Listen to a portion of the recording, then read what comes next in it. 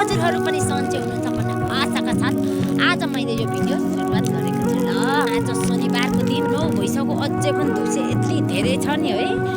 9 बजिसक्यो र पनि हेर्न धुसे कस्तो धेरै छ क्या, अझै पनि उग्रिएको छैन।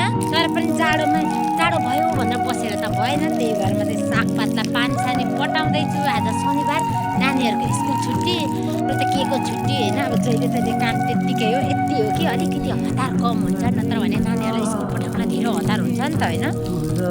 अनि म चाहिँ बिहान बिहानै सागलाई पानी पटाउँदैछु। फेरि कति ढिलो साग भन्नु हुँदै होला, उता हेर्नु सक्नुहुन्छ मेरो अगौटे साग पनि छन्। अनि यो चाहिँ छ मेरो पछौटे साग। अब छिमल गरेर साग लानुपर्छ नि त, अब तरकारी खानुलाई अब एकैचोटि लाग्यो भने त फेरि कितो हुन्छ। त्यसपालिको ढुसेले चाहिँ यस्तो पारेको छ नि, के गर्नु। मेरो आलुबारी हेर्नु, यस्तो ढुसेले खाला खुलुक पार्न आँटिसकेको छ। यत्रो एक बोरा 50 केजी ल्याएर रोप्यो लास्टमा ढुसेले। यति राम्रो तोरीलाई पनि फल्नु नदिकन चिम्री रान्छ होला, के गर्नु। हामी किसानलाई सुख नदिने प्रकृतिले पनि हेर्न यस्तो ढुसे लागिरहेछ त। अनि के चिज चाहिँ हुन्छ हौ। बुवाले थोरै आलु रोपौँ भन्दा पनि मैले होइन बुवा गरेर खानुपर्छ, किनेर साध्य हुँदैन भनेर एक बोरा ल्याएर रोपिहालेँ। अहिले ढुसेको हालत यस्तो छ। त्यही भएर यसपालि आलु हुनु दिला जस्तो छैन। तपाईँहरूले चाहिँ रोप्नु भयो कि भएन आलु होइन। यसपालि थोरै रोपेकै यो लाग्ला जस्तो छ, हुनु देला जस्तो छैन होइन।